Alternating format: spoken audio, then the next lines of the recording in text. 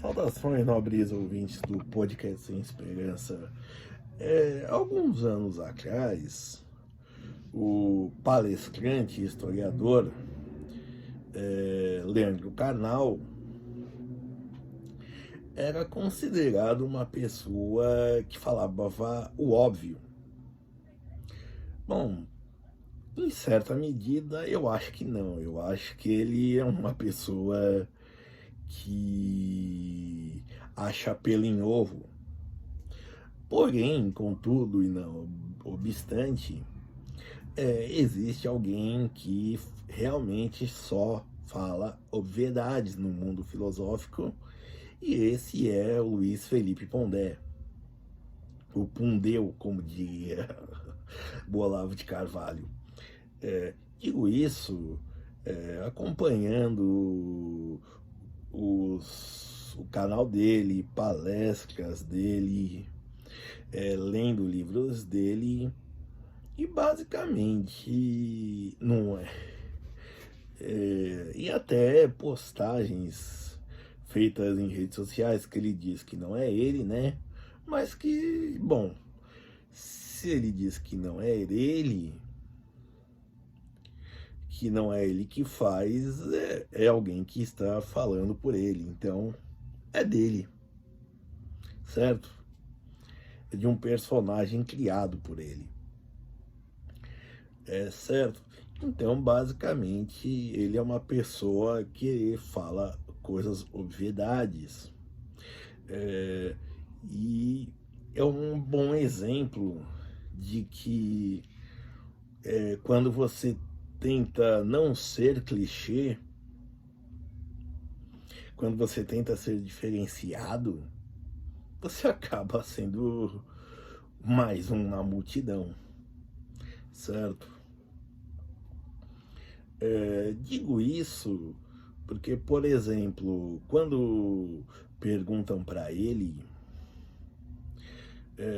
isso nos canais, no canal dele, melhor dizendo, quando fazem uma pergunta, ele simplesmente responde o óbvio, coisas que já se sabem de velho.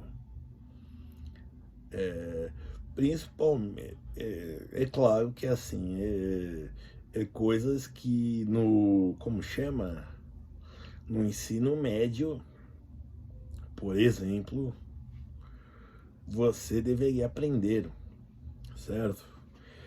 Questões de moral, de ética, de valores sociais e por aí vai, certo? Então, do Pundeu não há nada de novo para se dizer, certo? O que diferencia ele dos quatro cavaleiros do Parem de Falar, né? Que é ele, o Clóvis de Burros, o Leandro Carnal e o Cortella, é que ele tem um cariz assim mais conservador. Ele se diz pessimista, mas isso daí a prática mesmo eu discordo. Eu acho que é uma pessoa, o pessimismo nele tá no fato dele saber que erra nos seus posicionamentos, que vai seguir errando. Basicamente na frase, aquela frase atribuída a Napoleão, não atrapalhe seu inimigo enquanto ele estiver errando. Eu acredito que ele siga para ele mesmo, ele não se atrapalha enquanto ele vai errando, certo? E nisso ele consegue ser o diferenciado, certo? E dos quatro cavaleiros do A Parem de Falar, né? Eu acho que o mais diferenciado de todos, o que traz algo de novo, apesar dele ser extremamente trazer um monte de referências a outros autores, é o Mário Sérgio Cortella mesmo, Digo isso, por exemplo, quando ele diz faça o seu melhor no seu possível, certo? O que mais? Quando ele diz Deus não é tonto, quando ele fala da pessoa que é preguiçosa e escolhe a missa de domingo mais curta, né? Se for para fazer mal feito, não faça, certo? E eu acho que isso é algo de pessoas, de um professor que ensina a ser professores, né? Mas assim, se vocês quiserem, e eu acho, e também só voltando um pouquinho ao tema, que é falar o óbvio, ou sobre como não falar o óbvio, é, é primeiro pegar as fontes primárias mesmo, é ler os filósofos. No primeiro momento, alguns, né, principalmente alemães, você não vai entender, você vai se perder, porque os parágrafos às vezes duram 4 páginas, certo?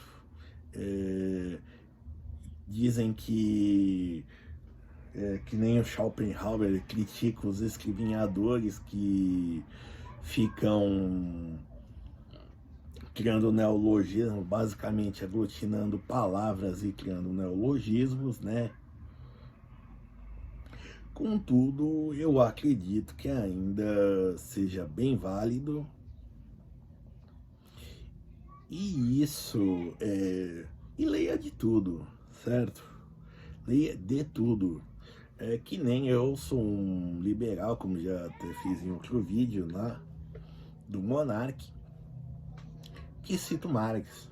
Eu sou um ateu também, que cito a Bíblia, certo? E até uso ela como, de certa maneira, um parâmetro para ver o quanto as pessoas sabem dela, né? Não só da Bíblia, como outros textos religiosos, apesar dos pesares.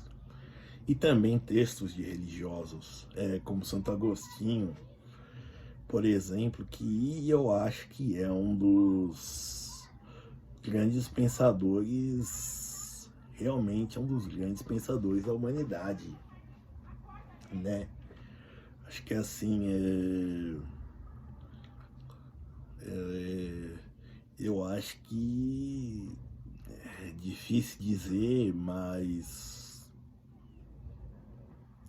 assim, é algo fora do comum. Assim, um pensamento tão,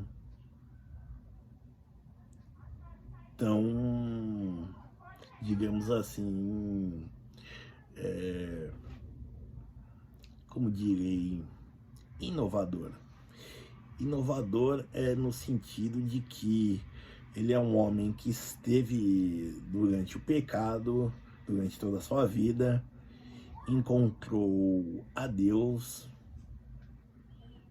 e nisso passou a dedicar a sua vida na tentativa de, digamos assim, se renovar e se perpetuar nisso e lhe estender a fé católica, no caso.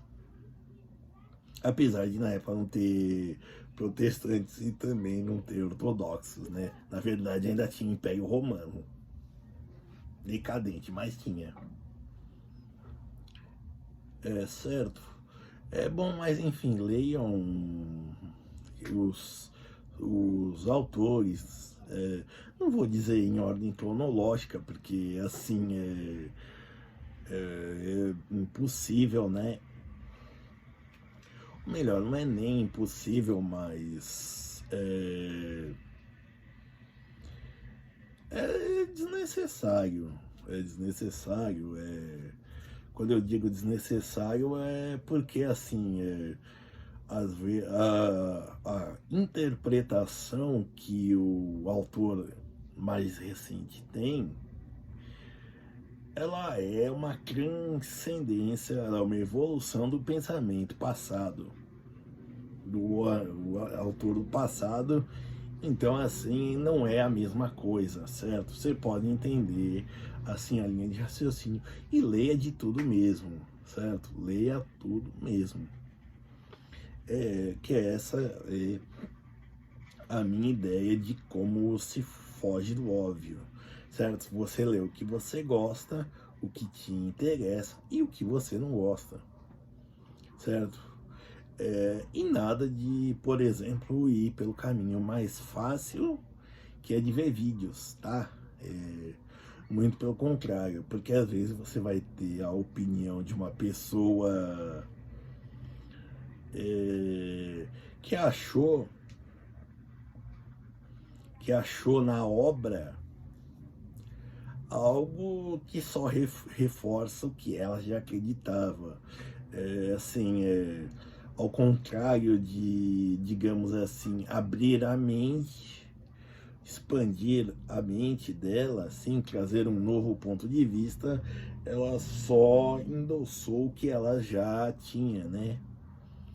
Certo? Então, assim, por isso, tomem cuidado com os intérpretes, certo?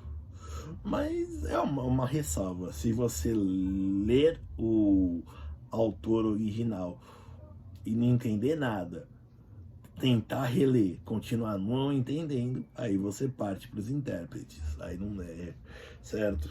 Aí sim a palestra vai. Mas assim, principalmente no YouTube, é que assim tem gente que, digamos assim, faz questão de ignorar o que os outros falaram, certo? Como um todo, e pegar só o que lhes interessa. Obrigado.